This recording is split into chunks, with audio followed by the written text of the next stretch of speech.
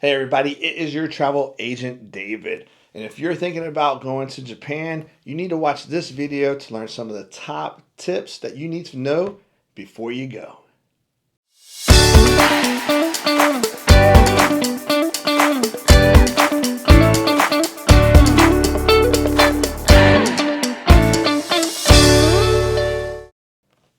Going to Japan, here are the top 10 things you need to know, especially if you have special medications. So we're going to get in on the top 10 things. 1. Learn a couple friendly catchphrases. Hello, thank you, goodbye, excuse me, help, right? Something like that you can communicate, because 90%, and when you're in Tokyo, like 90% of everybody there speaks English. Okay? When you're in Osaka and Kyoto and Hiroshima, a lot of people speak English. When you start getting into the smaller towns, you're going to have difficulty with it. So it's always nice to have some kind of level of courtesy to say, hello. Obviously, I'm not from here, but I will have at least taken the consideration to learn a few words so that I can communicate with you a little bit in exchange for you communicating back with me.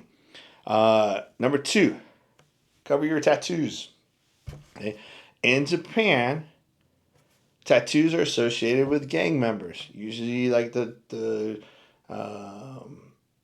mafia has tattoos, so they're considered like not disgraceful, but it's just not professional or whatever. So when I was in Japan, I always wore long sleeve shirts because of my tattoos. I wanted to be respectful because that's their culture, and I'm a guest there. I didn't want to force my culture onto them. So if you have some tattoos on your neck, your arm, face, something like that, maybe your legs, maybe just be considerate of where you're going and where you're showing your tattoos at. If you're going to a shrine, maybe wear something that will cover your tattoos. It's all about just being courteous and a good traveler, spreading some goodwill. Is it uncomfortable? Do you have to do it? Yes, it's uncomfortable. Do you have to do it? No. I saw people walking around with their tattoos exposed, but again, it's just a courtesy thing, right?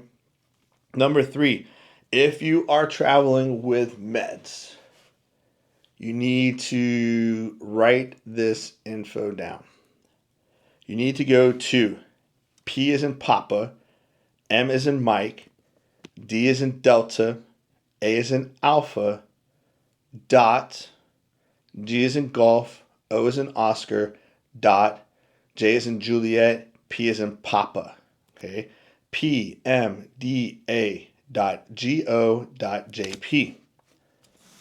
They're going to have a list of medicines that are restricted.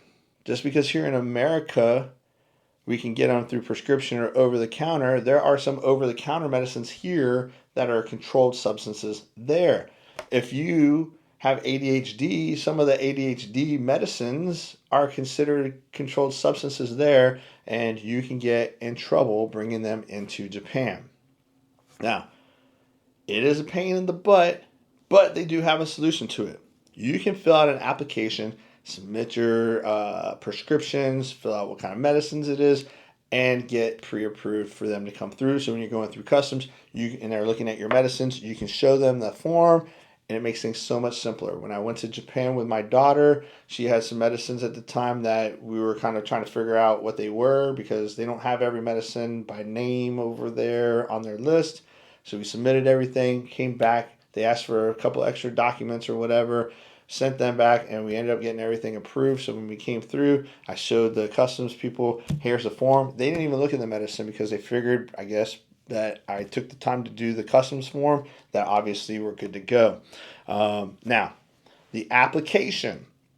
You can get the application at I as in India, M as in Mike, P as in Papa, C as in Charlie, O as in Oscar, N as in November, F as in Foxtrot, dot, M as in Mike, H as in Hotel, L as in Lima, W as in Whiskey, dot, G as in Golf, O as in Oscar, dot, J as in Juliet, P as in Papa. Okay, so IMPCONF dot MHLW dot .jp. Okay?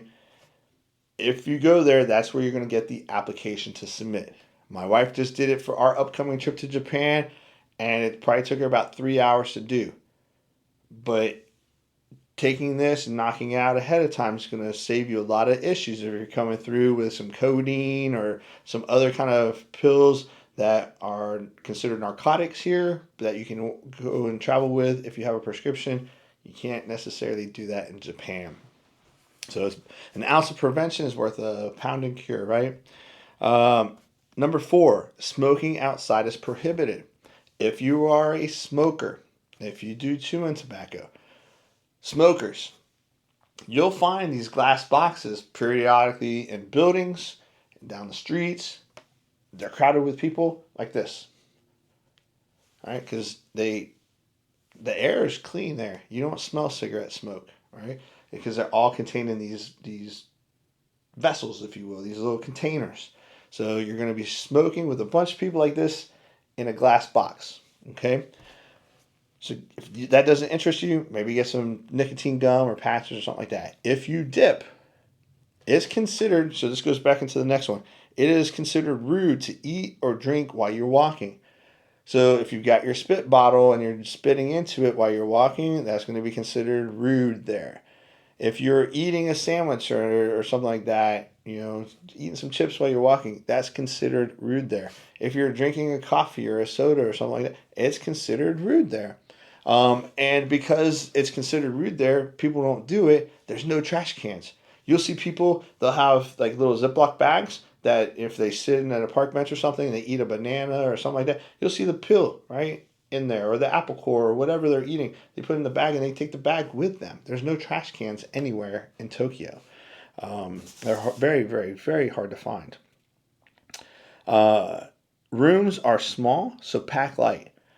So when you think of America small, cut that in half and you're probably there with Japan small. Everything's very compressed because it's an island with millions of people in it. So they can only build up, they can't build out. And so everything is like cubed.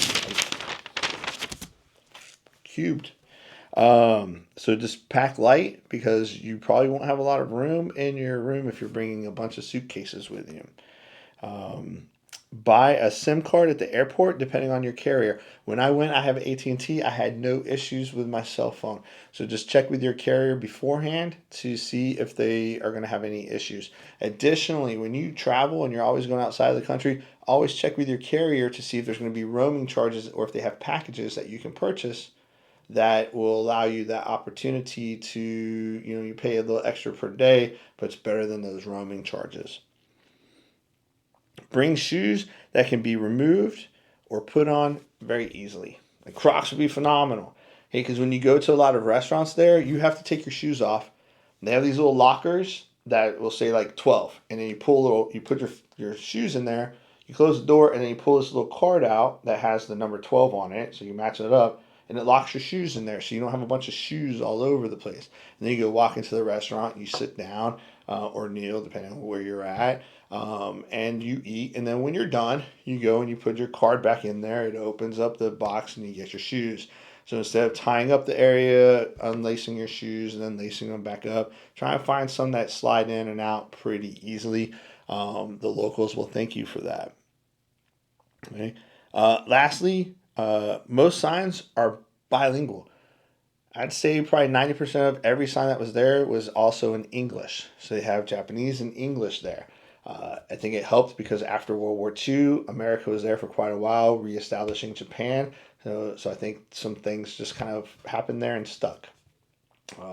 I did do a video of all kinds of things that are customs there in Japan. So if you like and subscribe to my channel, go in and search it for Japan, and you can see everywhere we went and then some of the tips and tricks that I share from our trip. So if you're going to go to Japan, I really do highly recommend that if you don't listen to anything I say right now, if you're on medicine, you go and you check out those places, those sites, fill out the application, take the time. Don't be that one person that's like, I'm just going to skirt through. Maybe you skirt through, but maybe then you're also arrested because they're smuggling in narcotics. So, if you have any questions about traveling to Japan, let me know. If you want to go and if you like the tour I did, I can book that for you. It was really cool. It's through Cost Saver. So I was able to get some discounts on there. Cost Saver is a subsidiary of Trafalgar. But appreciate you watching. Make sure you hit that like and subscribe button. And as always, I'll see you next time on our next trip.